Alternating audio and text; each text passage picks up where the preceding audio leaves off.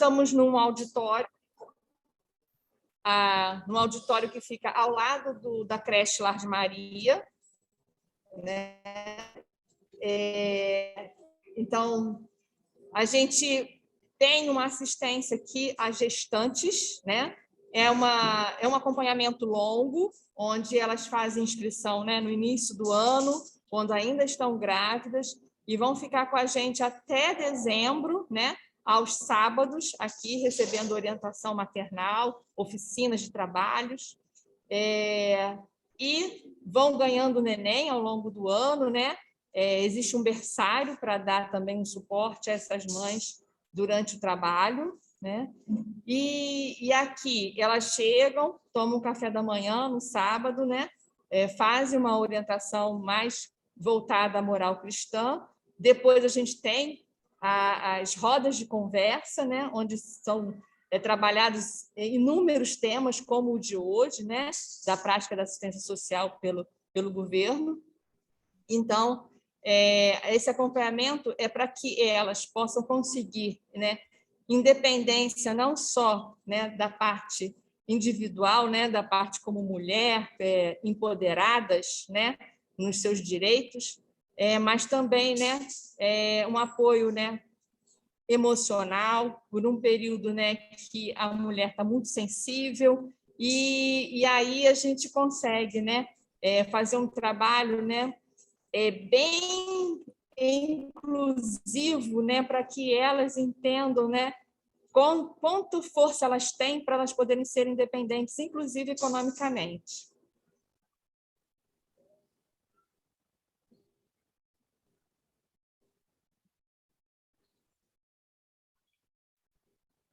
Hoje a gente está com 25 mães inscritas, nem todas estão aqui, porque, inclusive, uma está no hospital, é uma moça em situação de rua, né, que está ganhando gêmeos, está lá internada no HPM hoje, né?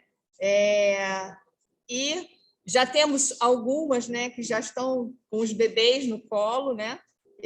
O berçário já está funcionando lá com 2 bebês hoje, né? E a gente espera que até o final do ano a gente tenha aí 25, 26 bebês nesse berçário. As crianças que estão vindo hoje, né, estão sendo acompanhadas, né, por voluntários também, estão brincando lá no parquinho. E eu queria saber se já houve a permissão para gravar. Já está sendo gravado, né? Porque alguns voluntários, né, que se interessam pelo dia de hoje, né, porque a gente vai conversar, vão assistir depois, inclusive de outras casas, né, que também prestam esse trabalho social, né, de alguma forma. Eu espero que o dia seja bem proveitoso, que a gente possa tirar bastante dúvidas. Vai passar para ela falar, você pode falar. Então, sim,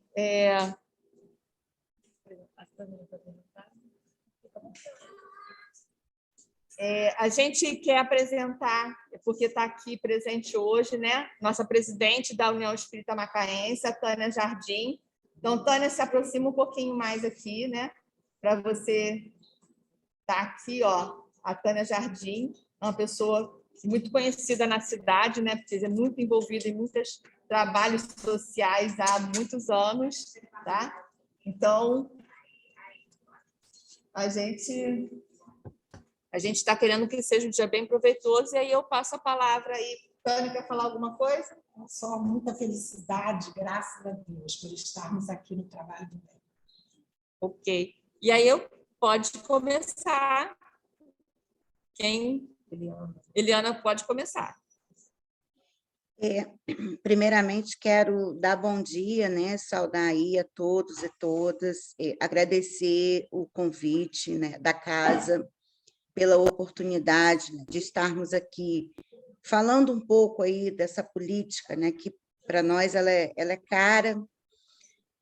Conheço o trabalho, né, do Lar de Maria desde que eu entrei em Macaé. Esse ano eu completo 19 anos de política de assistência, então, desde que eu entrei no município, eu atuo na assistência social, e hoje caminhar, a nossa proposta aqui é realmente falar um pouco aí para os usuários o que é essa política, o que a gente precisa para acessar benefícios, tirar algumas dúvidas em função aí dessa fila de espera, né, que a gente vive, e esclarecer, porque eu costumo dizer que participação ela é conquista, né, já dizia um autor chamado Pedro Demo, e eu digo para vocês que quando a gente conhece, né, informação é poder. E aí, quando eu escuto o papel, né, o trabalho aí que vocês desenvolvem, né, no sentido dessa autonomia, dessa construção social, para além de um trabalho, né, meramente só da entrega de algum benefício, né, acho que isso é fundamental para os dias de hoje. Quero dizer aí para a Tânia que no dia 6 de abril, o Conselho Municipal de Assistência vai estar realizando uma reunião junto a todos os representantes de organizações de sociedade civil organizada, seja essas, né, instituições religiosas, para a gente realmente falar um pouco, né, dessa política e de que forma que essas instituições elas podem e precisam se inscrever no Conselho Municipal de Assistência Social, uma vez que realizam algum tipo de serviço, benefício, projeto ou programa da política de assistência social. Então, aí todos os dirigentes de casa, depois eu até pego formalmente o e-mail junto com a Alessandra aí, para que o Conselho encaminhe o convite para que a gente possa também estar nessa roda de conversa dessa forma assim, um pouco mais técnica, tudo bem? Para a gente, na verdade, né, começar, eu sou Eliana Feres, eu sou assistente social, então eu atuo no município, atuo na gestão hoje do benefício de prestação continuada, atualmente componho aí a vice-presidência do Conselho Municipal de Assistência Social, que é um órgão de controle dessa política.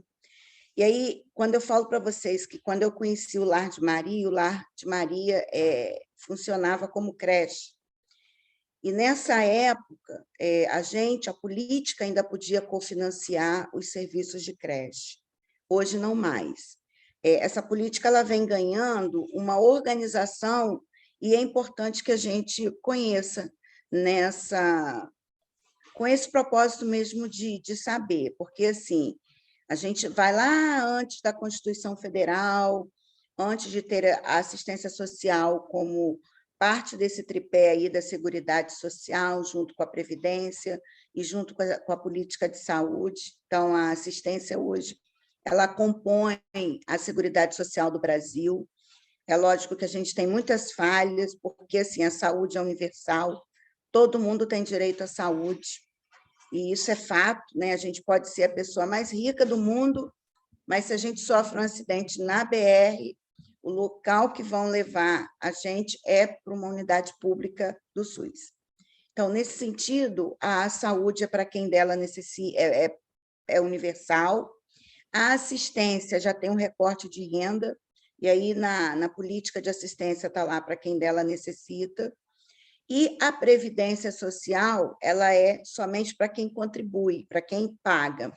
E eu escuto muitas pessoas falando assim, eu trabalhei a minha vida inteira, mas eu nunca tive a minha carteira assinada.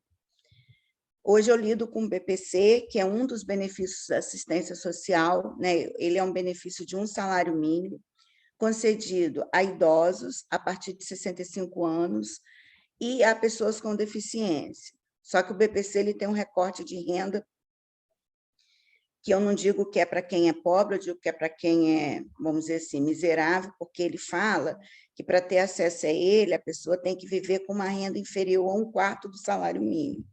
Então, eu tenho que pegar esse salário mínimo e dividir praticamente para 4, para que as pessoas possam ter direito de acessar. E aí, quem é meu público de idoso? Quem nunca trabalhou na vida? Não, quem trabalhou muito. Quem trabalhou desde criança, às vezes trabalhou na lavoura, às vezes não pôde estudar, não tinha Estatuto da Criança e Adolescente lá nessa época, então pai achava, a mãe achava que não era importante colocar o filho para estudar, e, infelizmente, a pessoa trabalhou a vida inteira, mas nunca teve seu trabalho protegido, a sua carteira assinada.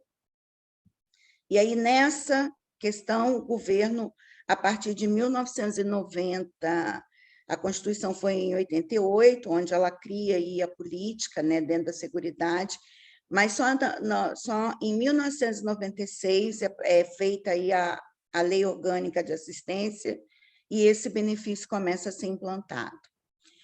E aí essa política ela vai criando formas, né? Da mesma forma que eu coloquei para vocês, que não pode mais financiar a creche, hoje a assistência não pode mais dar a fralda, não pode dar a cadeira de roda, não pode dar a muleta. E por que não pode? Porque dentro desse contexto da Seguridade Social, esses tipos de benefício, não é que a pessoa não necessite, mas são benefícios que estão vinculados hoje à política de saúde do município, né, ligados aí à questão da reabilitação. Então, assim, de uma forma bem simples, né, normalmente, criança que usa fralda, né, é natural no seu desenvolvimento, mas quando a gente tem lá uma pessoa acamada, um idoso acamado, entende-se que, para além da fralda, essa pessoa precisa de um acompanhamento, essa pessoa precisa de uma assistência. E aí, essa assistência ela não pode ser dada pela política de assistência social. Então, quando foi 2005, né, para a gente falar de forma cronológica, e olha que as coisas demoram para caramba para acontecer, né? 88, 96, 2005, o governo federal ele aprova a política nacional, incluindo o Sistema Único de Assistência. E aí esse Sistema Único ele vai ser nacionalmente implantado em todo o Brasil. Qualquer lugar que a gente for hoje vai ter um CRAS, vai ter um CREAS. Quando o município tem gestão total dessa política, vai ter um Centropop, vai ter os acolhimentos para idoso, para criança, para mulheres, com os nomes bem específicos, né? CRAS, CREAS, e dentro desses equipamentos, ela vai desenvolver os seus serviços. Então, hoje, eu tenho essa política dividida por níveis de proteção. E aí, como é que o governo divide essa política? A proteção básica, e aí divide as famílias por territórios, por CRAs, e aí igualzinho o território da saúde, só que, para a gente, o território da assistência é um pouco mais amplo, né? Para cada território, a gente tem que ter um total de 5.000 famílias, que eles chamam de famílias referenciadas, que são famílias que estão morando próximo ali daquele CRAS, com um valor X, né, de recursos, baseado aí na base de dados do governo federal, que é o Cadastro Único. Então, Macaé hoje tem 8 CRAs, né? Esse ano acabou de ser implantado o CRAs do Lagomar, né? A gente tinha 7. Os CRAs de Macaé tem um na Serra, tem um CRAs no Visconde, tem um CRAs no Botafogo, tem um CRAs na Aroeira, tem um CRAs, era no aeroporto, que o CRAs Aeroporto foi um dos primeiros CRAs do município, e o espaço do CRAs acabou virando a creche, né, lá do aeroporto. O CRAs do aeroporto foi lá para o CCI, quando a secretaria mudou para lá na Ajuda, perto lá da Casa do Caminho, e depois o CRAs hoje está lá dentro do Hotel de Deus, lá na Virgem Santa, né? Ainda não, a prefeitura, a secretaria ainda está vendo o local aí para colocar o CRAs. Tem 2 CREAs, que é o CREAS 1 e o CREAS 2, um na área central e o outro também funcionando lá no Hotel de Deus. E o que são essas siglas, Eliana? CRAS, Centro de Assistência Social. CREA, Centro Especializado de Assistência Social. Qual a diferença de um e outro? O CRAS ele vai trabalhar com a chamada proteção social de quem está morando na casa, de quem tem vínculo, de quem tem pai, tem mãe, ou tem só uma mãe, tem uma avó, tem uma tia, mas precisa dessa assistência, né, do papel do Estado, num cartão, numa cesta básica, num benefício. E o CREAS, ele já está dividido pelo sistema para quem está na violação do direito. E aí o governo ele bota tudo muito, né, divididinho, separadinho, ele classifica o que é essa violação de direito. E aí eu digo para vocês que a violação do direito não é só da família, não é só a família que viola direito, né? Às vezes a gente tem o próprio Estado violando direito, mas a gente ainda vive, né, no idoso abandonado, na criança que sofre maus tratos, nas crianças que estão em situação de rua, que o próprio Estatuto da Criança e Adolescente diz que, na verdade, não pode. E aí não dá para a gente ver esse Estado como aquele que vai controlar e vai retirar essa criança, né, da família, retirar esse idoso da família, porque ele tem que tirar, não. Toda essa dinâmica de desproteção social, o Estado ele acaba absorvendo quando realmente aquela pessoa ela está numa situação realmente de vulnerabilidade muito grande social. Eliana, tem muita gente que vive, né, passando fome, tem muita gente que vive sem ter uma casa decente para morar, sem ter um lugar para morar. E aí entra aí o trabalho dessa rede, que essa política também fala, né? Não é só o papel do Estado, a sociedade tem compromisso, a família também deve ter o seu compromisso, e aí é que entra o trabalho das casas, né? Das instituições, nesse complemento. Na verdade, as instituições elas não podem assumir esse papel do Estado, mas elas podem atuar em caráter complementar. Então, hoje a gente tem CRAS, CREAS, Centropop, que é o local que lida com a população em situação de rua, é um espaço específico, e ali vai tirar documento, vai fazer encaminhamentos, e a política se divide, né, na básica, que são os CRAs, na média complexidade, que são os CREAS, o Centropop, e a política ainda fala da alta complexidade, que são aquelas indivíduos que já estão sob a tutela do Estado. São aqueles usuários que estão lá nos acolhimentos de criança. Em Macaé, a gente tem 3 SEMAIAs, SEMAIA 1, 2, 3, um na Virgem Santa, 2 ali em Ibetiba. A gente tem uma unidade, né, de acolhimento para a população em situação de rua. Em 2019, foi criado a ILPI municipal, que é o centro, o acolhimento para idosos, né? A gente chamava de asilo, mas hoje ele tem essa classificação, ele tem esse nome. E aí a assistência ela trabalha, né, com quem dela necessita, o objetivo dela é a proteção à família.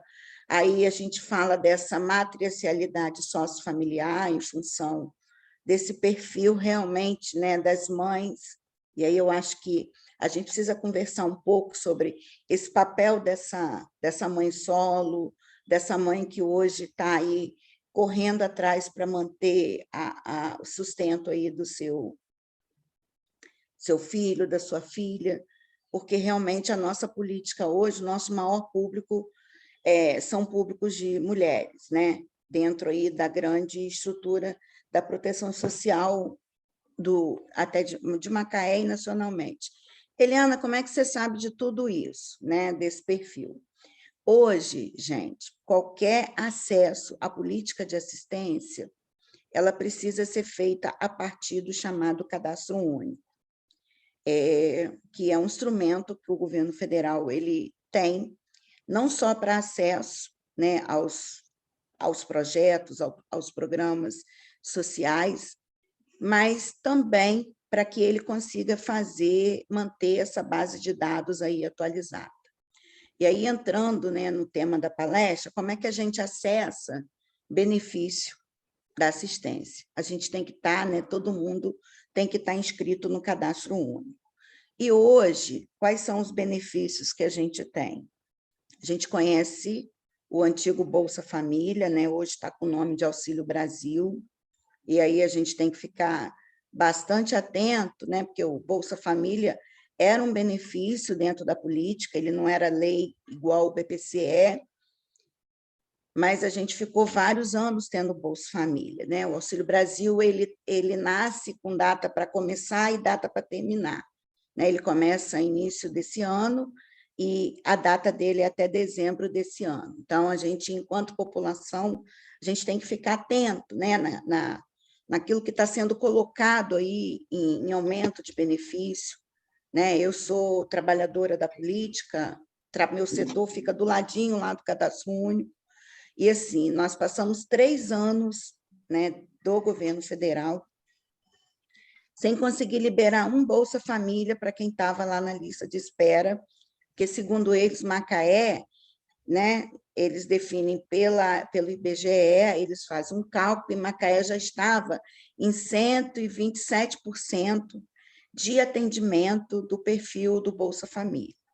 Só que Macaé tem uma característica muito peculiar, diferente aí das outras, que muita gente migra, muda para Macaé. Isso aí é constante. Então, a gente já está sem esse censo já defasado, que o último foi em 2010. Se a gente for parar para contar quantos habitantes tem Macaé hoje, né, provavelmente é completamente diferente, né, de 2010. Porque muita gente vem morar em Macaé na perspectiva de melhorar o trabalho, de melhorar a qualidade de vida, e o governo não consegue dar conta, né, dessa migração. O fato é, voltando ao cadastro único, né, ele, em tese, ele é operacionalizado aí pelos Centros de Referência de Assistência Social, CRAS, e ele tem uma base central ali, que é na Travessa de Schuller-Pimentel. Então, o cadastro único hoje, ele dá acesso ao Auxílio Brasil, que é o antigo Bolsa Família, ele dá acesso ao BPC. Hoje é obrigatório as famílias estarem no cadastro. E aí, gente, o que o governo está fazendo, né? Ele só está mantendo o benefício ativo de quem tem o cadastro e quem está com esse cadastro atualizado. Quando a pessoa deixa de atualizar esse cadastro a cada 2 anos, o sistema, porque é um sistema de informação, exclui esse cadastro único da lista aí do município. Aí, às vezes, a pessoa fala assim, mas eu fiz o cadastro, eu tenho o cadastro, mas não voltou, não procurou quando trocou de endereço, quando mudou, e não procurou para fazer nenhum tipo de alteração. E aí o governo está excluindo. Hoje a gente está vendo aí alguns bloqueios, sobretudo do benefício de prestação continuada, do Auxílio Brasil, em função da não atualização do cadastro único. Então, hoje, quem quer ter benefício, quem precisa ter benefício de assistência, tem que ter esse cadastro único atualizado. E a gente tem hoje um problema, né, que eu acho que é importante a gente sinalizar, né? A gente tem um município de Macaé que tem aumentado seus royalties, né, seu volume de recurso, mas a gente tem uma política de assistência que ela precisa ser realmente valorizada. Hoje eu falo, enquanto, né, vice-presidente do Conselho, muita dificuldade, né, de acesso, até hoje, para fazer um cadastro, porque falta cadastrador, falta computador, falta uma série de situações que a gente precisa fazer essa defesa de forma conjunta, né? Porque lá no passado, Macaé foi fazer um processo seletivo, e aí um desembargador chegou para o prefeito e disse que não podia fazer o contrato para assistência, porque a assistência ela não era classificada como política essencial. E aí essa frase, né, ela ronda em nossas cabeças ao longo de vários anos, porque a gente hoje, assim como a saúde, a gente tem um cofinanciamento do governo federal e estadual, né? Hoje esse cofinanciamento é um volume, né, vamos dizer assim, bom de dinheiro, né? Quem participou da conferência conosco sabe, né, desses recursos em conta, mas a gente tem uma dificuldade de execução desses recursos porque a gente precisa gastar em gestão de pessoas e a coisa meio que não caminha. Então, hoje, a gente tem a necessidade de atendimento a essa população no acesso do cadastro, para manter benefício, para deixar os benefícios ativos, mas a gente tem hoje uma dificuldade, né, de acesso. E aí, qual é o papel da sociedade como um todo? É fazer essa defesa dessa política de forma conjunta, né? Como que a gente aceita, né? Na verdade, eu não aceito que ela não é uma política essencial. Quando teve a pandemia, o governo federal ele colocou lá na lei que criou o benefício, o auxílio emergencial, a política de assistência como essencial, junto com a saúde, até porque se a gente hoje caminha numa dinâmica de seguridade, que a saúde e a assistência, a previdência tem que estar junto, ela precisa realmente ter condições de atender. Porque, assim, quando a gente vai para o conceito da saúde, da Organização Mundial, ela fala para a gente que saúde não é só a ausência da doença, a saúde é um conjunto. A pessoa tem que ter casa, moradia, transporte, tem que ter saneamento básico, tem que ter alimentação, e são temas que estão juntinho aí com a assistência social, né? Porque a gente vê aí essa questão da fome, e aí eu lembro muito da campanha do Betinho, né? Quem tem fome tem pressa, e aí é necessário que a gente entenda que a política de assistência é direito, não é favor, e aí isso não é nem a política que fala, né? A gente tem lá Santo Agostinho com aquela frase, para que não se dê por caridade aquilo que é de direito, mas a gente aqui não é contra nenhum tipo de caridade, eu acho que a sociedade ela cumpre o seu papel, mas a gente precisa ter claro, né, que essa população ela precisa garantir, precisa ter claro os seus direitos. Então, hoje, o cadastro único, ele vai desde os programas de transferência de renda, e aí vai tanto do governo federal, estadual, quanto municipal. Quando o município, no período da pandemia, deu os R$ 200, ele utilizou que fonte de dados? A base do cadastro único. Quando o Estado deu o cartão, né, do Estado, ele utilizou a base de dados do cadastro único. Quem não estava no cadastro único, o governo do Estado acabou colocando aí esse cartão que ele também forneceu. Porque a política, quando ela também entra nessa organização nacional, ela diz para cada ente federativo, município, estado e governo federal, que assuma seu compromisso. Então, hoje é uma política que precisa de garantir, para manter, né, recurso municipal, recurso estadual e recurso federal. Os benefícios de transferência de renda, Macaé ainda não tem nenhum estipulado, né? A gente tem um benefício eventual, que é o cartão alimentação. O Estado tem o seu benefício de transferência de renda e o governo federal também tem o seu benefício de transferência de renda, que são transferências de renda de recursos ligados diretamente à transferência das pessoas, né? E aí, para além dos benefícios de transferência de renda, o cadastro único hoje é necessário para a carteirinha do idoso, para o ID jovem. Ah, Eliana, o que é o ID jovem?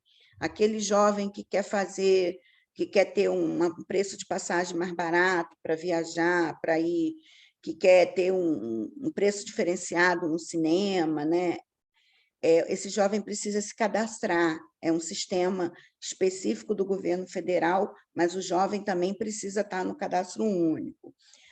O jovem que consegue fazer faculdade, quer lá fazer o ProUni, quer lá fazer o programa de bolsa universitária, tem que estar no cadastro único. A tarifa social da Enel também tem que estar cadastrada. Antigamente, a pessoa levava uns 3 meses, aí ia lá na base do cadastro único, pegava o número de NIS para levar para a empresa. O governo hoje diz que essa autorização ela vai ser praticamente que automática, não precisa mais de fazer papel. Então, quem está no cadastro único e tem um recorte de renda vai estar incluído na tarifa social. Então, assim, o BPC, que é esse benefício para idoso e pessoa com deficiência, também tem que estar no cadastro único. E o cadastro único é um sistema de informação, aí pergunta, né, os dados pessoais, documento, identidade, CPF, certidão de nascimento. O que a gente pede tudo isso, né? Porque são documentos necessários para manter alguns benefícios. O BPC, por exemplo, se não tiver o CPF, esse benefício eu não consigo caminhar com ele. Então, o CPF é necessário para todo mundo que mora na casa. E ele é um benefício, e ele é um cadastro autodeclaratório, né? Quem é responsável dessas informações são os sujeitos. A gente não cria, não inventa, não pode inventar história, né? Dizer, vamos ganhar tanto, vai dizer que ganha tanto. Não, não tem isso. O que acontece hoje, né? Como o benefício ele tem esse recorte de renda, e aí algo que me angustia muito, né? Porque o benefício tem uma parte que pergunta assim, gasta quanto de água, de luz, de remédio, e a pessoa tem que colocar ali quanto gasta. Nunca vi o governo fazendo uma base de dados, né, de quanto é esse gasto, mas normalmente ele faz a base de dados de quanto que ele ganha. E aí, para vocês terem ideia, tem um campo lá que é de doação. Quando eu informo que a doação é feita em recurso financeiro, essa doação para o governo é entendida como ganho. Aí eu paro para pensar, né? Às vezes a pessoa ganha um dinheiro lá de um pai, de uma mãe, de um tio, e bota no cadastro que ganha lá R$300 de doação. Às vezes é um idoso que mora sozinho, o filho dá um dinheiro. Aí essa doação de R$300, se eu tiver que pedir o BPC para esse idoso morando sozinho, eu não consigo pedir o BPC para ele, porque ele tem R$300 de renda, mesmo que essa renda seja uma renda de doação. Por que eu estou falando isso com vocês? Porque, assim, como a política fala do recorte, para quem dela necessita, o sistema de informação acaba filtrando por essa estrutura de quanto ganha. Nem sempre conta quanto gasta, mas trabalha nessa linha. E eu falo para vocês assim, né, que como sou servidora pública, para ter o Minha Casa Minha Vida, precisa estar no cadastro único, né? E aí, só que para ter o Minha Casa Minha Vida, você não vai poder dizer que você não vive de nada ou que vive de doação, porque o Minha Casa Minha Vida, ele envolve outras situações, que é quando aquele projeto habitacional do governo sai e aquela família vai fechar com a Caixa, porque se não tiver renda nenhuma, aí acaba prejudicando o fechamento aí do valor aí do pagamento. E aí a gente para pensar, né, que lá no passado foi feito um monte de cadastro, e as pessoas, né, botaram lá uma renda porque precisavam justificar para ter aí o Minha Casa Minha Vida. E daqui a pouco a gente teve aí um monte de corte de benefício, né, por conta de renda que foi informada, que não era uma renda também tão real, mas por uma necessidade a coisa acabou, né, ajudando de um lado e prejudicando do outro. Macaé hoje tem mais de 24.000 pessoas inscritas no cadastro único. Hoje eu tenho 8.000 beneficiários do BPC ativos. Eu tenho quase também 8.000 benefícios cessados, e aí os cessados vai desde cessado por renda, cessado por falta de documento, cessado por falta de cadastro, né? E a base de dados realmente aí é esse cadastro único, que é hoje a porta de entrada do governo federal.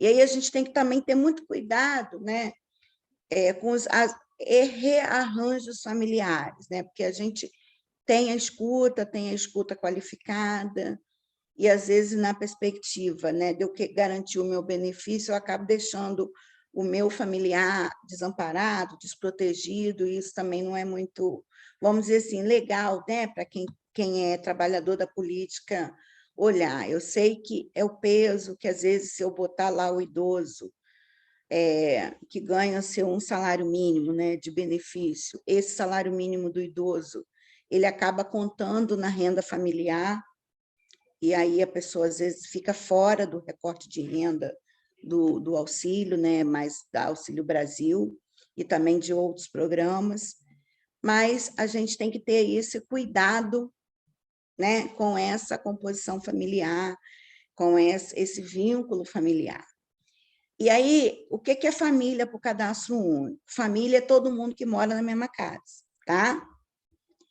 Mora um primo, mora um avô, mora, né, uma avó, todo mundo que mora na mesma casa, que come da mesma comida, que faz a mesma compra, é família. Família não é só pai, mãe, irmãos, né? Família BPC está na lei, pai, mãe, irmão solteiro, filho solteiro. Isso dá uma confusão, né? Porque, às vezes, o emprego de um conta para a gente conseguir o benefício do outro, ou conta, às vezes, para atrapalhar o benefício, porque, não me pergunte, mas a lei está assim, se eu vou pedir um benefício para minha mãe que é idosa, se eu sou filha solteira, se ela morar comigo, se eu tiver qualquer renda, minha renda vai contar para o benefício dela. Se eu for filha casada, pode ser casada de papel, união estável, pode ser juntada. Se eu tiver minha filha, se eu tiver minha família, a minha renda não conta para o benefício da minha mãe. Que o governo, acho que ele acha que quem é solteiro ainda tem a obrigação de manter aí o cuidado do pai, da mãe, né? E assim, enquanto família, quando a gente pode, ninguém abandona ninguém, nem dentro da perspectiva financeira e nem da perspectiva do afeto, né, desse cuidado. E hoje a gente tem aí, as pessoas falam assim, não adianta só dar o peixe, a gente precisa ensinar a pescar. E a gente sabe que a gente tem aí um município que tem muita oferta de trabalho, né? Mas a gente sabe também que essa oferta de trabalho no município é uma oferta para quem é qualificado.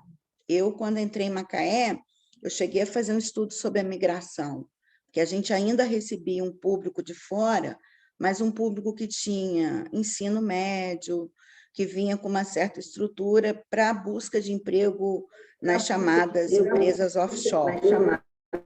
E aí a gente entra hoje, né, nessa escassez aí de trabalho, com a pandemia que deixou todo mundo assim muito apreensivo, e o mundo teve que se reinventar, muitos campos de trabalho fecharam, muitas estruturas se modificaram, mas a gente sabe que a nossa sociedade ela produz naturalmente uma exclusão social. E nem todo mundo tem emprego na dimensão do que a gente define de um emprego saudável, de um emprego com carteira assinada, de um emprego que dê garantias. Pelo contrário, né, a gente tem visto cada vez mais a perda, né, de direitos trabalhistas. Então, é necessário assim, né, que a gente, quanto sociedade, que a gente comece a pensar que tipo de relação é essa que a gente produz, né? A gente quer que aquela pessoa seja autônoma, que vive por conta própria, que tenha a condição, né, de viver do seu trabalho, mas a gente tem uma sociedade que não consegue, né? O sistema capitalista, o sistema econômico hoje, ele não dá as mesmas oportunidades, né, a todos de forma igual, embora a nossa Constituição diz assim, todo mundo é igual perante a lei. Na prática, a gente vê que isso é diferente. E aí a gente precisa realmente caminhar na busca, né, de que as pessoas tenham a sua alimentação, que é um direito, que as pessoas tenham água, que é um bem natural. A gente para pensar, mas Macaé é um mundo, né? Macaé cresceu. Quando eu falo de água, que é um bem natural, primeira vez que eu fui visitar um lugar chamado Águas Maravilhosas, não tinha saneamento, eu via criança carregando água na cabeça, e a gente para pensar, né? Uma cidade tão rica e, ao mesmo tempo, tão pobre, né? De tudo. E aí eu acho que é o nosso compromisso, né, de conhecer, Porque quando eu venho falar para vocês que hoje a assistência social está lá na Constituição, ela tem lei. Em 2011, né, a LOAS ela teve essa alteração e esse sistema ele é incluído nessa política, os CRAs, os CREAs, esse novo desenho, ele foi incluído nessa política, o financiamento dessa política, a obrigação, ela nos dá o direito também de reclamar juridicamente, de reclamar, seja na ouvidoria, seja na defensoria, seja no Ministério Público, onde a gente tiver canais que façam essa defesa dessa política enquanto direito. Não fica uma coisa muito na minha cabeça, direito, direito, direito, direito, e, na verdade, a gente sabe que não tem, mas certa vez eu estava conversando com um amigo meu, advogado, eu falei assim, gente, mas assim, é direito, né? É direito que todo mundo tenha que viver dignamente, é direito que todo mundo tem que ter um lugar para morar, é direito que todo mundo tem que comer, mas, na prática, a gente sabe que isso ainda não acontece. E aí ele coloca, mas o simples fato de ser direito nos favorece e nos possibilita a possibilidade de defesa, né? de reclamar, de brigar, mas a política de assistência ainda é uma política com pouca visibilidade. Eu vejo muita família brigando quando não consegue escola, quando não consegue lá o atendimento na saúde, mas a gente ainda não vê as pessoas ainda fazendo a defesa dessa política de assistência como ela precisa ser.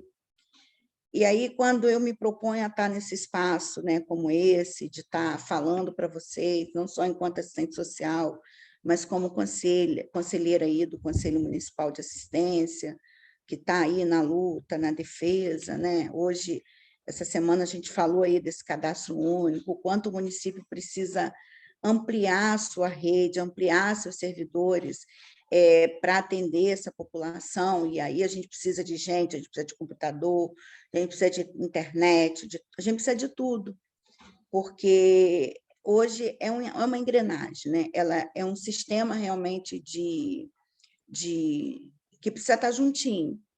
E aí, nesse sistema, nessa engrenagem, a gente precisa, né, de trabalhadores. Se a gente não tem trabalhador, a política não funciona. A gente precisa do gestor, é aquele que vai operacionar, que vai fazer as compras, que vai ampliar os CRAs, vai contratar gente. A gente precisa de ter os serviços, benefícios, programas e projetos, e a gente precisa dos usuários dessas políticas fortalecidos, conhecedores dos seus direitos, dos seus deveres, né? de prestar informação corretamente, de manter seu cadastro atualizado, porque senão essa engrenagem não caminha. E aí, para eu encerrar e abrir um pouco, né, que senão sai falando direto, que a assistente social gosta de falar um cadinho, e eu já falo demais, mas eu queria também ouvir um pouco as dúvidas de vocês, né, na medida do possível, é que, para além dos benefícios de transferência de renda, a gente tem uma modalidade chamada benefício eventual, que também né, tem decreto para dizer o que ele é, e o que são benefícios eventuais. Né? Eles, na concepção deles, lá, quando a gente lê, eles dizem são benefícios que a gente dá em situações eventuais, né? E eles falam, acontece de uma vez só. Eventual que acontece uma vez só é quando a gente tem um nenenzinho nasce, aí vai ganhar um enxoval de bebê. Esse enxovalzinho de bebê, né, pode a banheirinha, a roupinha, né, aquele kitzinho que se dá, que se monta para dar gestante, é um benefício dessa política, porque ele é dado uma só vez. Quando a pessoa falece, né, o município hoje também conta com auxílio funeral. Isso aí é somente fornecido pelo município. Porque enxovalzinho de bebê, a gente vê muitas casas aí fornecendo. Mas o auxílio funeral ele é feito aí pela prefeitura, né, pela assistência. E aí a pessoa morre quando não tem condição de fazer lá o sepultamento, a prefeitura acaba fornecendo lá a urna, né? E hoje esse benefício ele é solicitado diretamente lá no no memorial, né? Ele ainda não está sendo descentralizado nos CRAs. E aí a gente tem o benefício do auxílio, da cesta básica, a gente tem o pagamento de um aluguel social, mas o aluguel social e a cesta básica, né, a gente não dá uma vez só, que a fome não vem uma vez só, você não consegue resolver um problema habitacional com um mês, né? E aí hoje o município dispõe, né, porque aprovou um decreto em 2020, falando exatamente desses benefícios, né, do cartão, da cesta básica, do cartão alimentação, do auxílio natalidade, do auxílio funeral e do auxílio de calamidade, né? A gente tem aí no município do Rio, e com muita tristeza a gente está vendo aí Petrópolis novamente debaixo d'água. Aí as pessoas, para acessar um benefício, o governo não tem como exigir documento, não tem como exigir identidade, CPF, porque quem perdeu a casa, perdeu tudo. Então, a característica da eventualidade, ela se justifica nessas situações. É igual quando a gente já trabalhou em algumas situações de enchente em Macaé, né? Você, para atender Dona Maria, seu João, que teve lá a sua casa, né, seus documentos perdidos, Dona Maria, só para conseguir tal benefício, precisa do documento, a gente, na verdade, não vai pedir. Então, a política ela trabalha nessas linhas. E a gente tem alguns serviços, que são serviços operacionalizados por meio dos CRAs e CREAs. Hoje, o grande serviço é chamado PAIF, né? Programa de Acompanhamento Familiar, e o PAEF, que é o Programa de Acompanhamento Especializado que está no CREAS. Então, em tese, essas famílias precisam estar acompanhadas, né, pelas equipes de referência dos CRAs e dos CREAs, e a gente tem também, na modalidade de serviço, serviços de convivência, que são, na verdade, formados por grupos, né? Pode ser de criança, pode ser de idoso, né? Tem lá uma quantidade específica, justamente para ocupar o tempo, né, dessa criança, desse idoso, para não ficar sozinho em casa. O bom seria que a gente tivesse tudo isso funcionando maravilhosamente bem, né? Mas, infelizmente, quem teve a oportunidade de participar com a gente lá na conferência não colocou. Mas por que eu estou chamando a atenção desses serviços? Porque, assim, quando a gente trabalha fazendo acompanhamento familiar, tendo um grupo específico, e aquela criança, ela, né, diariamente, ou 2 vezes na semana, ela está lá conosco, seja pintando, seja fazendo algum esporte, eu posso classificar esse tipo de serviço dentro do meu trabalho social, né? A política de assistência, né, tem a obrigação de prestar esse tipo de serviço, e, para além disso, a gente tem o chamado centro-dia, né, que é o centro-dia do idoso, poderia ter o centro-dia da pessoa com deficiência, que ainda não tem. A gente tem muito que avançar dentro dessa política. Mas acho que estar aqui hoje, né, no sábado desse ensolarado, contando aí com a presença de vocês, tendo aí essa oportunidade de escuta, acho que a gente só tende a crescer juntos, né? Acho que isolado a gente é ilha, junto a gente é continente, e junto a gente consegue fazer a defesa dessa política que eu considero tão importante quanto a saúde, quanto a previdência. Luto pela defesa do trabalho, do emprego. Sei que ninguém gosta de viver ou quer viver, né, de benefício de transferência de renda, né? A gente vive um preconceito muito grande. Eu acho que a pandemia ela mostrou claro isso para o mundo todo, né? Porque esse trabalho informal ele não dá conta da gente viver dignamente. E a pandemia deixou claro isso, que quem sustentou a sociedade, né, quem tinha seu trabalho formal, quando o mundo parou, conseguiu sobreviver.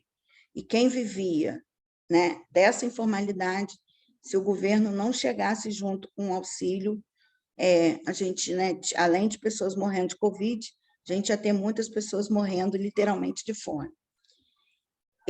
E um ponto positivo, né, que a gente tem muito problema aí no nosso Brasil, a gente tem muita desigualdade, como eu falei para vocês, né, a nossa sociedade ela é desigual na sua formação, e acredito que a gente, enquanto cidadão, enquanto dependente do vínculo religioso, mas, né, a gente tem um compromisso coletivo, né, de tornar esse mundo mais igual, mais justo, né, mais acessível para todo mundo, porque realmente é muito difícil você lidar, né, com a fome, lidar com a miséria, lidar com a pobreza, sem questionar a necessidade dessa sociedade também se modificar.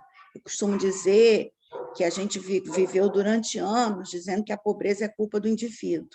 Ah, fulano é assim porque não trabalhou, porque não buscou, porque é acomodado.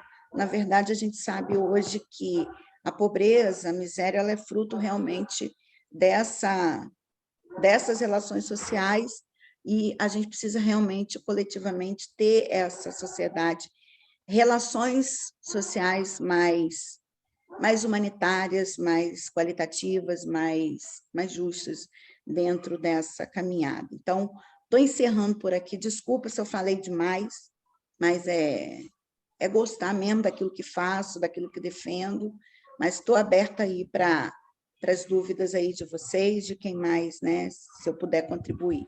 Se eu não puder, eu vou buscar depois, vou voltar a retornar para a gente voltar a conversar novamente. Em primeiro momento, eu queria agradecer muito, muito, né? Porque eu vou repetir suas palavras, né? Num dia de sábado, num sol lindo, e você está aqui dando esses esclarecimentos, assim, já estou sua fã, tá?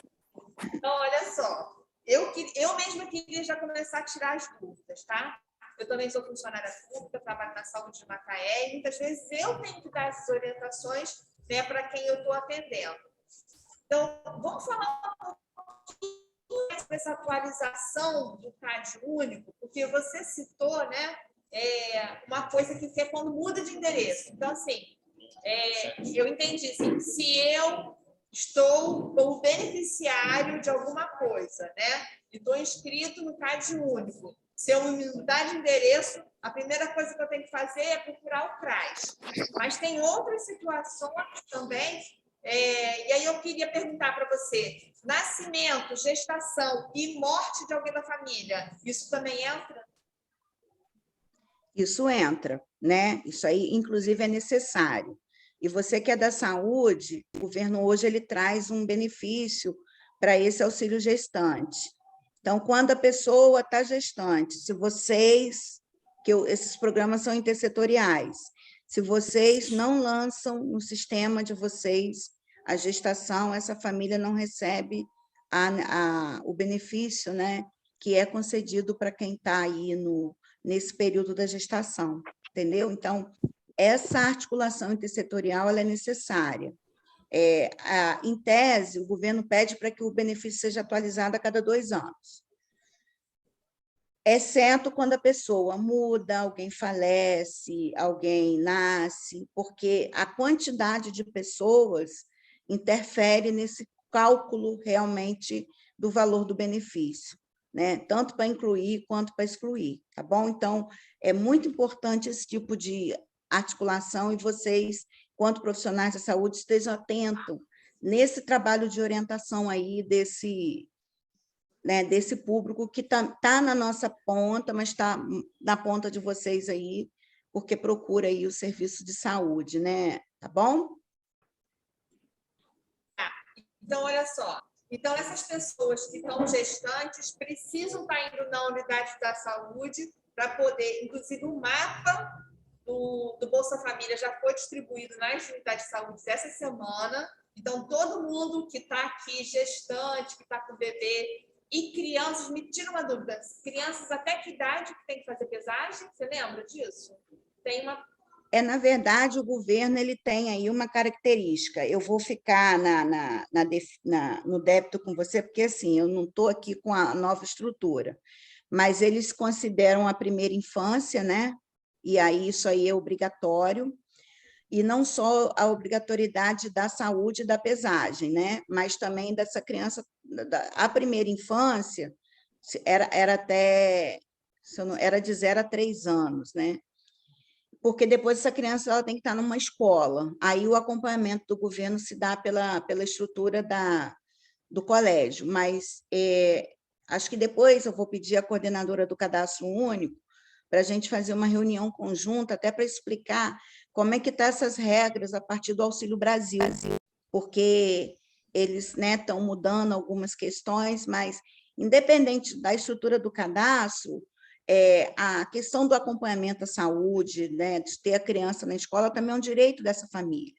Então, mas a gestante, as crianças, vamos trabalhar aqui com uma idade pelo menos até 3 anos, que né, a gente precisa inserir até essas crianças estarem inseridas na escola, para poder o governo olhar, né, para elas de forma especializadas, e aí depende, né, do apoio das políticas setoriais aí, como saúde e educação, tá bom?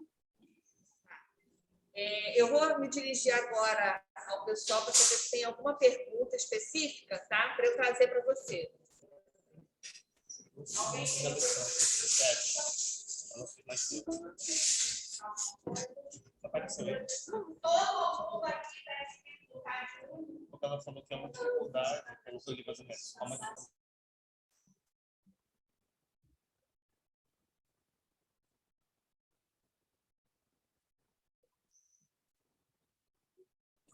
Tem uma pessoa, né, que está no exemplo que você mesmo citou, tá? Que há 1 mês ela fez o cadastro dela, mas não recebeu nenhum benefício até agora. Então, vamos lá. Quem define, né, esse tipo de... Quem vai receber não é o município e não é o profissional que está fazendo o cadastro, porque o governo hoje ele trabalha com sistema de informação. Então, assim, a gente, até dezembro, a gente tinha cerca, vou botar aqui, de uns 10 mil benefícios que estava aguardando liberação do governo, ou seja, a família estava dentro da per capita da renda, mas o governo não estava liberando o benefício. A partir de dezembro, ele começou a liberar. Hoje, o que eu posso dizer para esse seu usuário? A partir do momento que o governo vai tendo dinheiro, governo federal, tá? Porque o Auxílio Brasil, ele entra na responsabilidade aí do governo federal, não é o município, de liberar. E aí, qual é a informação que a gente coloca? Está sempre indo lá, ele fez o cadastro agora há 1 mês, né? Daqui a 1 mês e meio, se ele não receber nenhuma mensagem, ou na própria, né, a Caixa Tem, dele procurar a coordenação do programa lá para colocar. E aí eu vou aproveitar, porque assim, o governo está liberando, né, porque ele começou a liberar, mas o governo também está bloqueando muito. A gente tem 8 mil famílias com os cadastros bloqueados para averiguação. Então, viu que não recebeu o salário, vai procurar o CRAS, ou vai procurar o salário não, o benefício, ou vai procurar a estrutura lá do programa, porque provavelmente essa família está na lista de alguma averiguação do governo federal, ou por estar com cadastro atualizado, ou por ter alguma situação de renda que o governo buscou filtrar agora, entendeu? A gente está aí, e aí só vendo, cada caso é um caso, não é um caso padrão para todo mundo, não. Cada um tem lá, porque o que ele está fazendo é mandando uma lista para os municípios de quem está com cadastro em averiguação e focalização. Então, a gente vai ter muitas famílias com esse cadastro, com esse auxílio bloqueado nesse período, e até que essa família procure aí, né, o centro de referência, esse cadastro não desbloqueia. E digo para vocês assim, que não é automático, por isso que é importante manter esse cadastro atualizado, às vezes, né, porque hoje o CPF é a base de dados do próprio governo, às vezes um MEI, né, que a pessoa abre para ser um microempreendedor individual e não fechou, esse MEI aberto prejudica o cadastro. Então, hoje, toda a estrutura de central de informação, ela é cruzada, né, com o governo federal na base de dados deles. Então, é necessário realmente essa clareza, né, e esse trabalho mesmo coletivo da gente, de vocês, né, nesse cadastro atualizado. E até para você que trabalha na saúde, meu benefício bloqueou, provavelmente está na lista aí do governo, que alguma coisa, né, o governo identificou e é necessário para fazer qualquer coisa, atualizar esse cadastro único, tá? Desbloqueio do benefício, ele começa a partir da atualização. Pelo menos é o que a gente tem visto lá.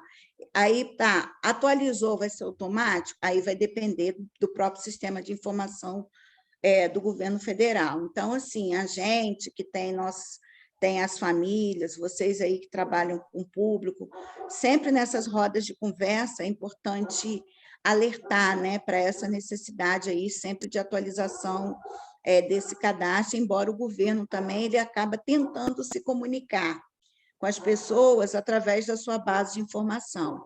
Vocês querem ver uma coisa? Telefone. Informa o telefone no cadastro. O telefone não dura um mês. Aí o governo quer mandar uma mensagem, não encontra, né? Então, a gente acha que é algo pequeno. Mas cortaram o meu benefício sem eu saber. E quando a gente foi buscar, cadê o telefone atualizado? Não tinha, não funciona. Então, é importante que essa forma de contato com o governo, do governo com as famílias precisam dar conta, porque, assim, a gente tenta até fazer busca ativa, mas digo para vocês, não é hoje a realidade do município, porque a gente está com uma política defasada de recursos humanos. Então, a gente conta aí com essa parceria, né, de vocês, para estar mantendo seus telefones, seus dados, seus endereços, porque qualquer coisa que a gente queira se comunicar, hoje a gente vai pelo número do NIS, aí vai pelo CPF, aí mudou, saiu, não está mais, então é importante esse tipo de vínculo. E também a renda, né? Eu brinco com os idosos de BPC, porque o cadastro a gente não informa um salário, a gente informa valor. E assim, né, apesar de pouco, o salário mínimo aumenta todo ano. Então, a gente pede para anualmente o idoso, a mãe de criança com deficiência, vá lá fazer atualização de salário para poder ficar certinho aí essa questão do cadastro, né? Eu sei que ninguém muda de vida, ninguém fica rico, ninguém vai comprar carro novo, né? O salário mínimo não dá para a gente ainda viver como a gente gostaria. Mas como a gente fala de valor, a gente pede, né, as pessoas, né, na medida do possível. É lógico que ninguém vai ficar com benefício bloqueado porque não atualizou o salário 2 anos, mas se deixar 2 anos sem atualizar, a defasagem acaba ficando, né, um pouco maior. Mais alguma pergunta? Além de você testemunha dessa história, né, de que pessoas que deixam de atualizar ficam, às vezes, meses, né, sem receber o benefício, né? Então, é importante essa história da atualização. Eu queria saber, assim, telefone, eu também sou testemunha que as pessoas trocam de telefone como trocam de roupa, né? O número de telefone. Mas eu queria saber se também e-mail, uma coisa que eles... E-mail é uma coisa mais permanente, porque aí eu vou fazer um trabalho mais intensivo das meninas terem seu próprio e-mail. Isso é uma coisa que eles usam também, o e-mail, para poder avisar alguma coisa? O governo federal, e-mail não, tá? Não tem essa questão. E aí eu acho que de tanta dificuldade aí com a questão do telefone, o governo agora, quando tem que se comunicar, falar alguma coisa, ele manda pelo extrato. Quando a pessoa vai no Caixa Tem ou no extrato do banco, ele fala, uma forma, mas tem gente que pega aquele extrato e também não valoriza. Procura atualizar, ou procura o CRAS, né? Mas é importante olhar. Mas, assim, a base de dados do cadastro é telefone, não tem campo para e-mail ainda, né? Já é uma ideia, né? Porque é uma coisa muito mais permanente, né? O e-mail do que telefone, né? Mas vamos ver se tem mais alguém que tem. Cristina, vou deixar a Alessandra fazer uma pergunta. Então tá. Pode falar, Alessandra. Beleza. Eliana, primeiro também agradecer aí demais a sua parceria, né, com a gente, muito proveitosa aí as suas palavras, suas explicações. Começar dizendo que, na verdade, quando você pensa, quando eu conheci era só o Lar de Maria, era creche, né? Mas continua sendo creche. O trabalho social aí da União Espírita Macaense, ele contempla essas duas vertentes, né? O Centro de Apoio à Família com as gestantes e também a creche, né? A nossa ideia é que tenha uma continuidade aí do projeto. Então, são esses dois trabalhos que a gente faz aí. E segundo, eu vou aqui colocar uma fala, né? Começar com uma fala de uma das nossas famílias acolhidas, que é bem exato, assim. Quando a gente faz o cadastro e pede, me dá o seu NIS, aí, seu número de identificação social, tal. Tia, eu falo assim, tia, eu não consigo ir no CRAS, eu não consigo ligar para o CRAS, eu não consigo acesso ao CRAS, principalmente na pandemia, né, fechado e tal. E você já começou colocando as diversas dificuldades que existem mesmo por conta, né, de recursos materiais mesmo de se trabalhar, recurso humano, né, enfim. E aí a gente tem essa dificuldade realmente. Aí elas falam assim, liga aí. Realmente, quando a gente liga, a gente não tem esse acesso, né? Então, o fluxo de comunicação é complicado. E foi nisso que a gente pensou o seguinte, não dá para a gente ficar esperando. E foi quando nós começamos o contato com vocês, né? Buscando parcerias. E aí a gente tem a Margarete aí, que é uma das nossas voluntárias, que é assistente social. E durante um tempo, aí 1 ano e pouco da pandemia, nós ficamos assim, tem alguém que você me passou contato também, só que a gente ficava muito numa relação de favor, assim, fico com medo de pedir informação, até porque do lado de cá, agora a gente tem a Margarete atuando mais, mas, por exemplo, eu não sou assistente social, então eu sei que tem um fluxo de informação de confidência, né, da informação. Mas aí a minha fala é o seguinte, olha, como a gente pode estabelecer essa parceria, né, da gente viabilizar essas informações, agilizar essas informações que são importantes para o nosso projeto, sabe? Para eu entender assim, olha, como que eu posso ajudar aquela família? Por que o benefício dela está parado? Por que não continuou?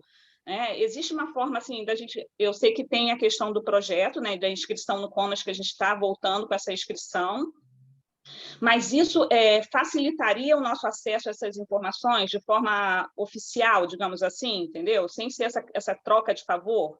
Alessandra, deixa eu só falar assim, 2 coisas contigo. Hoje, a gente tem uma base de dados do governo federal que é acesso gratuito, chamado Meu Cade Único, né? E aí, pelo sistema, se na sua instituição você tem um sistema de internet, você, através de CPF, identidade, número, data de nascimento, nome de mãe, você consegue buscar esse número de NIS sem pedir favor para ninguém daquele usuário, desde que ele te passe os dados ali para fazer consulta, tá? Outra coisa, o número de NIS é importante para vocês, na perspectiva desse acompanhamento? Mas eu acho que tão importante quanto o número de NIS é saber, porque hoje, qualquer um que faz o cadastro único vai de 0 até 3 salários, vai gerar um número de NIS. O mais importante é saber se essa família tem benefício, se recebe benefício, se está com benefício bloqueado, e o número de NIS, vocês podem estar, né, caminhando nessa busca interna, nessa consulta interna, que é uma base de dados que o governo federal coloca, porque como está lá a pessoa, né, desde que a família, né, te permita ir consentir.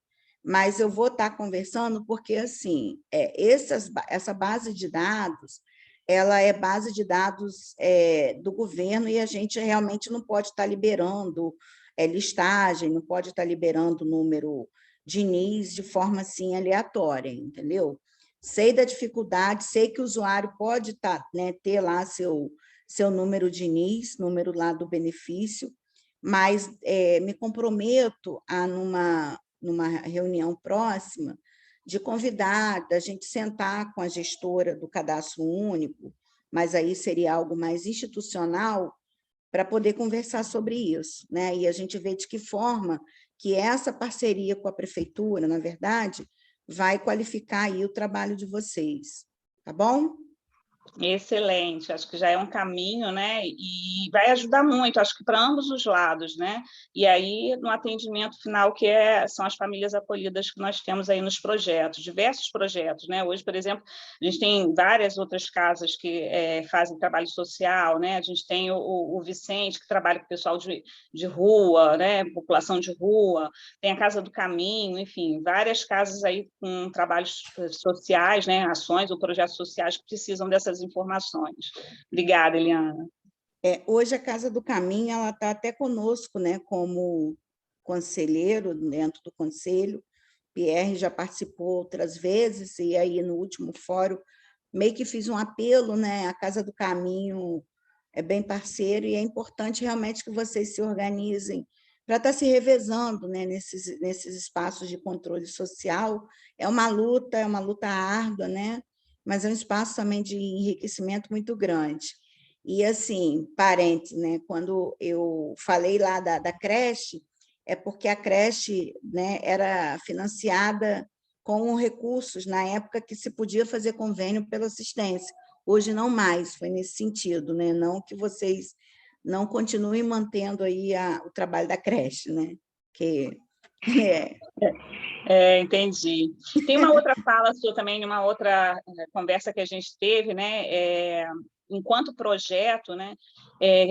O que a gente poderia conseguir também junto aos órgãos aí, ao poder público, né? De parcerias e benefícios mesmo. Existe alguma perspectiva disso para projeto, a nível de projeto? Então, eu acho que a gente precisa se organizar enquanto conselho, né? Porque hoje a gente tem, se eu não me engano, dentro do cofinanciamento municipal,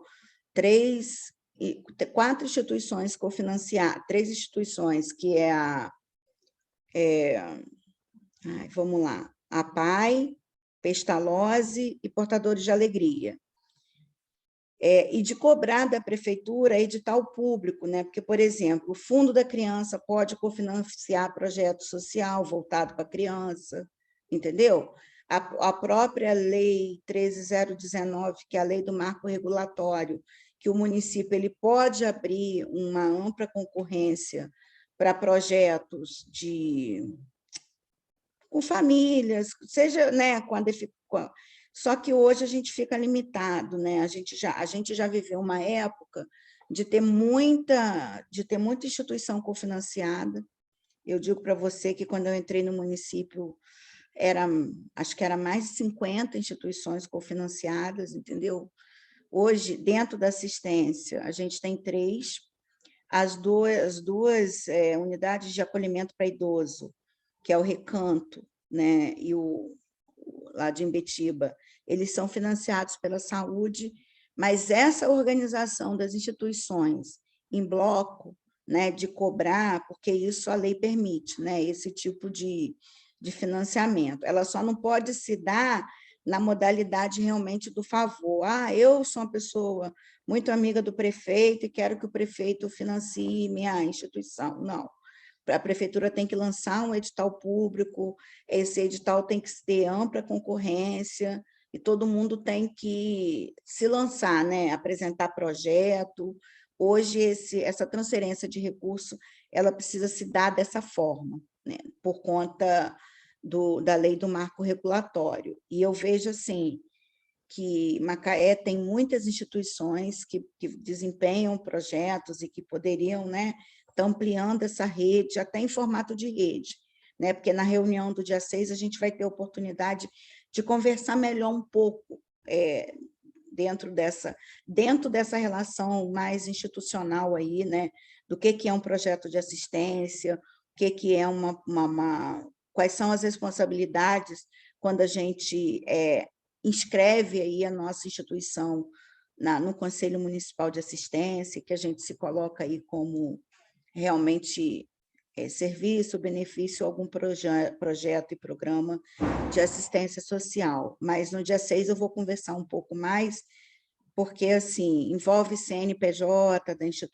do projeto, porque a gente, né, vive aí o Estado laico, então o projeto social ele tem que ter um vínculo, né, mais autônomo, independente da questão religiosa que cada casa tem, e a gente realmente precisa se organizar aí nessa caminhada. Excelente, Liana.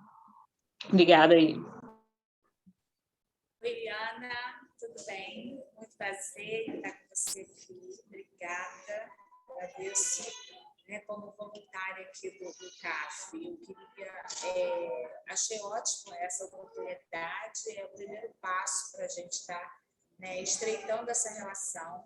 E essa informação, então, de um CAD único é muito precioso, e é até uma coisa que eu não sabia, que a gente pode acessar o CAD único, né?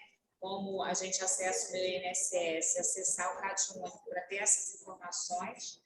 Então, é uma coisa que a gente vai começar a tentar ver como é que a gente pode ter esse acesso para informá-las, né, essa gestante. Eu vou estar na reunião dia 6, já combinei com a Tânia, e eu já tinha até falado com a Cristina, eu queria poder trazer alguém, como você veio, alguém da coordenação do Auxílio Brasil, alguém que possa dar mais informações para a gente aqui. Os CRAs também, que é uma ideia que a gente conversou na última reunião, no sábado passado, trazer representantes dos CRAs, principalmente dos bairros das nossas assistidas aqui, para que elas pudessem ter mais informações, mais acesso. Como você falou perfeitamente, a informação é tudo, né? É um instrumento de poder, né, para acessar a política de assistência e até informar o que é o CREAS, o que é o CRAI, você falou, mas não sei se elas pegaram bem, né, que CRAS é o Centro de Referência da Assistência Social básica, né? O primeiro a instituição mais próxima delas, né? O CREAS, quando que eu vou para essa violação, né, de direitos, né? Eu já trabalhei no CREAS, embora eu seja mais da saúde mesmo, mas já trabalhei lá. Então, quando tem um abuso sexual, né, o abuso, quando tem outro tipo de violação, a Lei Maria da Penha, né, quando essa mãe, essa gestante sofre violência, é muito comum a violência na gestação, né? Então lá ela vai poder ter acesso a outros atendimentos, outros grupos, né, o grupo de apoio, violação quando eu não consigo acessar uma renda, né, pode ser considerado, eu vou ao CREAS. Então, eu não sei se ficou muito claro para ela nessa primeira fala sua aqui, e a gente gostaria de informar mais, de esclarecer mais, para que elas tivessem esse acesso. Tá? Então, depois a gente vai conversar melhor, né, em outras reuniões. Eu queria estar também como representante daqui do CAF, acessando as informações, porque às vezes eu ligo para o programa, eu ligo para o CRAS, eu ligo para... E elas não confiam em mim para saber, né, como se pode dar informação. Há pouco tempo a Alessandra me pediu uma informação de um Auxílio Brasil, eu liguei para a coordenadora, me informei, liguei para as colegas, mas eu queria que isso ficasse assim, eu queria que fosse mais estreita essa informação, que a gente possa ser confiável para poder trazer essa informação para elas aqui. Então, Margarete, é porque, assim, os dados do cadastro, eles são dados sigilosos, né, do usuário. Realmente não é porque ela fique desconfiando, né, acerca, né, do trabalho, ou porque você, até para nós da rede, né, a gente, para conseguir ter a informação, a gente realmente precisa, vamos dizer assim, certificar aí a coordenadora qual é a necessidade daquele dado, da necessidade do dado, né? E aí eu acho que a gente tem que ter claro, né, exatamente isso, né, que o trabalho de acompanhamento familiar ele é constante.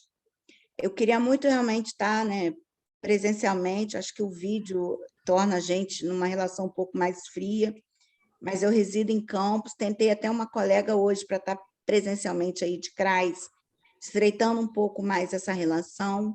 Mas eu, assim, antes de encerrar, queria saber, né, dos usuários que aqui estão, se podia pelo menos levantar a mão para mim de quem já procurou o CRAS, quem tem algum cadastro no CRAS, que hoje está aí participando dessa reunião. Quem tem cadastro no vai crescer. Levanta a mão. 1, 2, 3, 4, 5, 6, 6. Vocês estão com quantos aí? Deveria estar 25, né? Mas não tem, não. Não, isso aí independe. Ó, aqui 6 levantaram a mão. Algumas já foram lá fora fazer xixi, que são gestantes, né? Algumas não conseguem ficar todo esse tempo aqui, né? Mas eu queria aproveitar até que eu vou para a fala agora, né? Que uma amiga nossa aqui, a Andréia, que está como acompanhando em cima das gestantes, ela nos atualizou de algumas coisas, tá? Por exemplo, cada CRAS tem seu horário de funcionamento presencial, não é só telefônico. Então, ela deu exemplo do CRAS lá do Lagomar, que às quartas-feiras com 30 senhas, então isso é importante. E a pesagem de criança é até 3 anos e 9 meses, tá? E o cartão cesta básica de R$130, né? Tem que agendar no CRAS, né? Com o seu CPF, identidade e comprovante de residência. Então, para que as meninas também tenham acesso a esses benefícios, também podem procurar. Você confirma? Não, confirmo. Isso aí está certinho, mas, assim, é importante que a pessoa, né, esteja dentro da estrutura do cadastro único, né, e trazendo lá essa questão da documentação. Mas acho que, assim, hoje o CAD é a porta de entrada, ter documento é condição de cidadania aí para todo mundo, né? Acho que ninguém pode viver sem documento, então, por isso que a gente pede, quem não tem, a gente vai, né, caminhar, orientando essas famílias para que tenha, e essa articulação com a assistência, né, com a política de assistência, ela é fundamental. Quando eu falei do CAD único, esse sistema é público, Margarete, é chamado Meu CAD único, que você só consegue ver ali o número do NIS.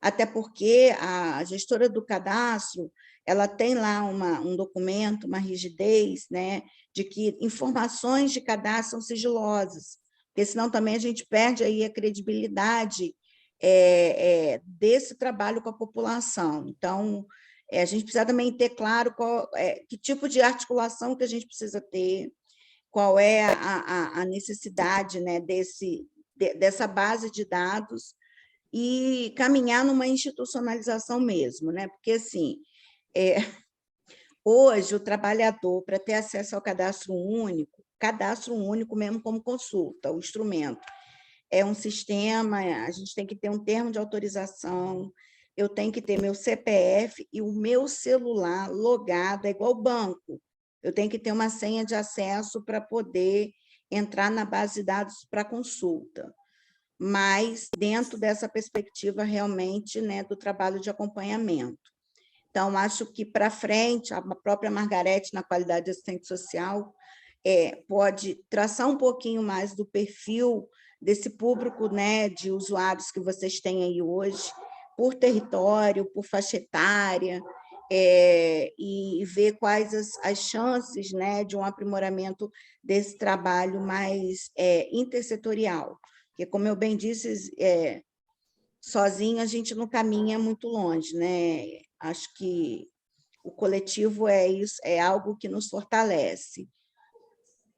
Abri falando da dificuldade aí de acesso dos CRAs, mas eu acho que a gente precisa realmente fazer essa defesa dessa política, né? E da gente ter um CRAs aberto, é tão importante quanto ter um posto de saúde, quanto ter uma escola aberta, para atender essa população que necessita dessa política que, para mim, é tão cara.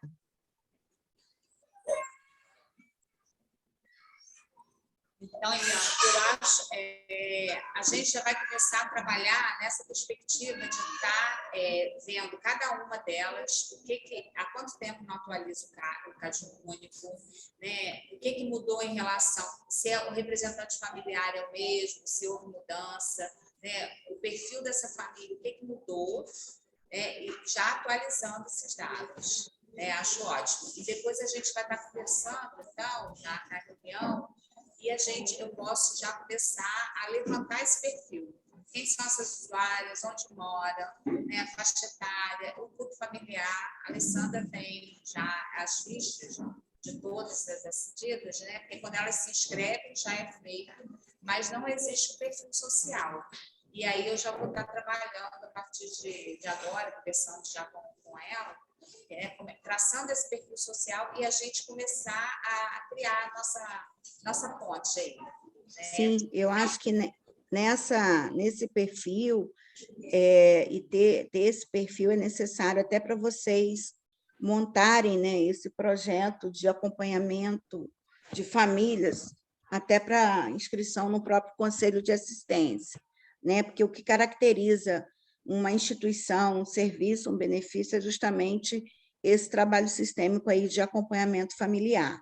E aí vocês definam, né, qual o tipo de assistência que vocês vão estar caminhando aí para poder prestar, se é trabalhar com aqueles que já são referenciados, já recebem algum benefício do CRAS, ou se é para trabalhar com aqueles que ainda não têm, né? Eu acho que o benefício, o auxílio natalidade, realmente é algo que o município carece, né?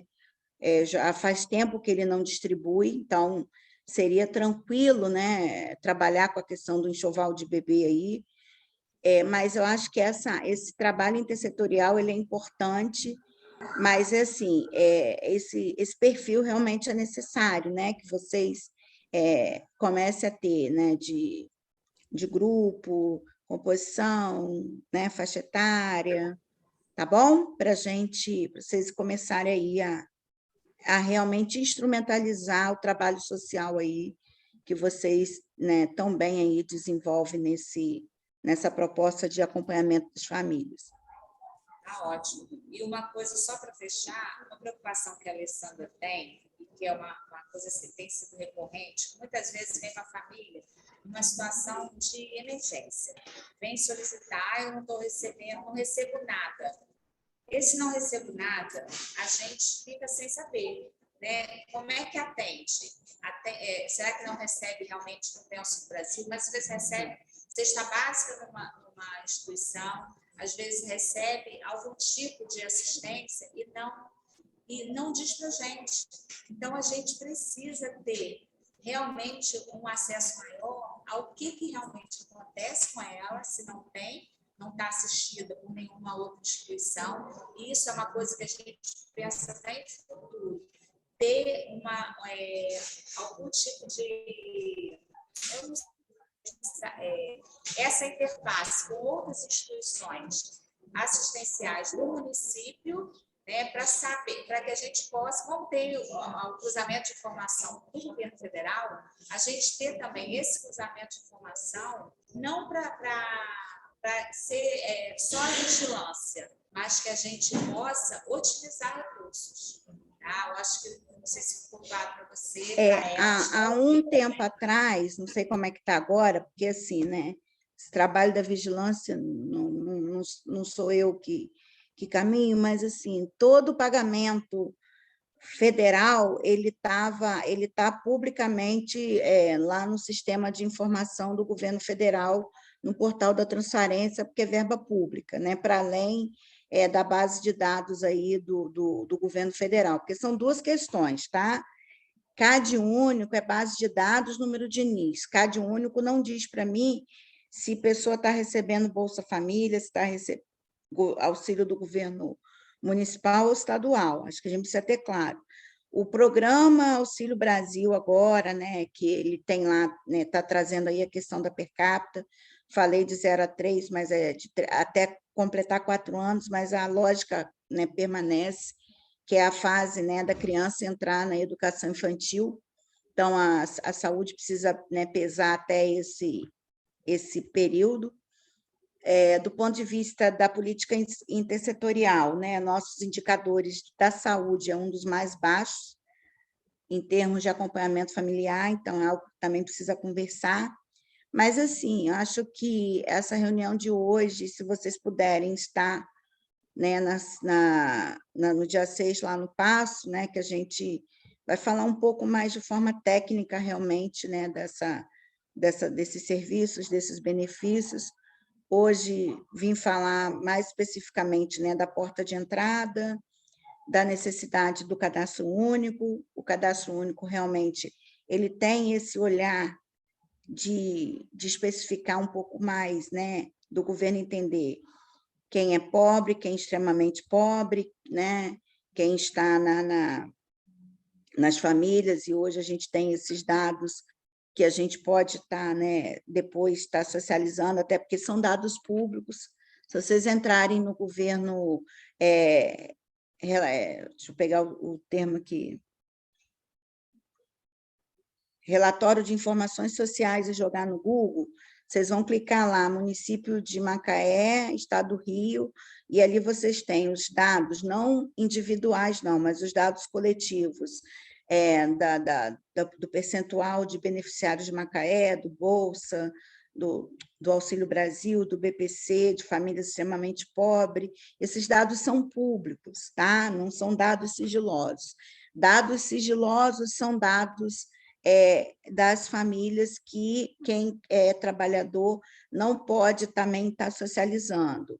O que a gente precisa fazer é ter uma base de dados, né, municipal, que a gente consiga conversar entre nós nessa perspectiva de ajudar, na verdade, e aí a dar conta, né, de atender entre todos aqueles que precisam mais. Que a gente também sabe que tem muitas pessoas que acabam, pega uma cesta básica aqui, pega outra ali, e aí eu não estou aqui num pré-julgamento, até porque quando a panela está vazia, né, quem está lá na dimensão da fome é que tem clareza para poder falar até melhor do que eu. Mas hoje a gente bem sabe que uma cesta básica ela não consegue dar conta, né, quando a família é numerosa, porque tudo isso varia, né? Porque às vezes pode até receber aqui, lá, mas quantos filhos, mora com quem é essa composição familiar. Então, esse olhar humanizado acerca dessa família é o que a gente precisa ter quando a gente se predispõe a estar aí num trabalho, né, social. Mas meu Cadinho Único, que é só para saber aí se a pessoa tem NIS, não é dado de cadastro internamente.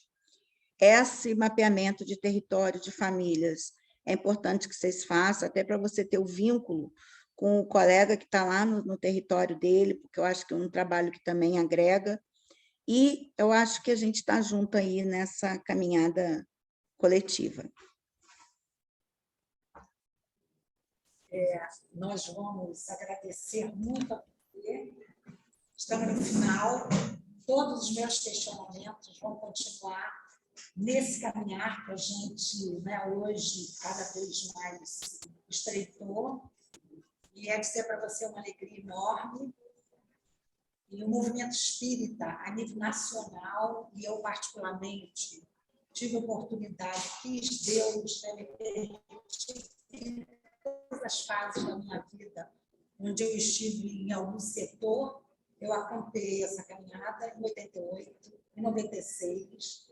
Então, a discussão e a fomentação né, da instituição de todos esses direitos, a gente sempre atuou, e é por isso que hoje tem uma alegria enorme, que estando hoje na União Espírita Macaense, essa equipe maravilhosa do CAF, da creche Arte Maria, a gente está cada vez mais reestruturando o nosso trabalho de acordo com a orientação legal das leis, né, que nós temos no país, e, acima de tudo, também sob a orientação da doutrina dos espíritos, que vê e que, em todo esse movimento, teve o acompanhamento daqueles que discutem a assistência social, o serviço social, a nível não de assistencialismo, mas, acima de tudo, de defesa dos direitos da dignidade humana. Então, é uma alegria enorme, eu estou muito feliz. Nós vamos continuar conversando, já tenho conversado muito com a Alessandra, com toda essa equipe maravilhosa, Margarete, vamos instalar, se Deus quiser, no dia 6, e vamos buscar, tá? Porque a gente precisa cada vez mais garantir que esses acolhidos, né, do coração estejam também sob a proteção dessa rede social que o município, o Estado, o governo federal oferece, e, acima de tudo, sobre as bênçãos de Deus. Um grande abraço, obrigada, tá, por você ter aceito. Sucesso sempre aí nessa luta. Grata aí, Tânia, pelo agradecimento, agradeço aí a vocês, né? Que não é só eu que estou aqui no sábado, acho que todo mundo está envolvido, né? A equipe aí de comunicação, os usuários que estão, né? Vocês, trabalhadores, colaboradores, eu acho que a gente tem nosso dever enquanto cidadão, enquanto sujeito de direitos, né? Cada um na sua caminhada, né? E no trabalho, né? Eu acho que é um trabalho realmente muito que precisa realmente cada vez mais ser aperfeiçoado, ser qualificado, e tem muito apreço, né, a esse tipo de organização, e eu sei que a gente tem realmente muitas falhas, a gente precisa realmente caminhar muito, e assim, quando a gente encontra pares, a caminhada fica mais leve, né, nessa defesa. Eu acho que caminhar coletivo fortalece, né, esse processo. Então, acho que a gente já pode encerrar hoje com esse ganho, né? Porque eu acho que nós aqui fizemos um movimento de construção de rede, né? Eu adoro isso, construir rede, né? Construir comunicação, pontes, né? Nós temos que ser pontes, né? Para tudo na vida, nós temos que ser pontes. Então, agradeço bem e acho que a gente já pode dar por encerrado hoje, né? Achando que foi primeiro de muitos, tá bom? Beijo grande no coração.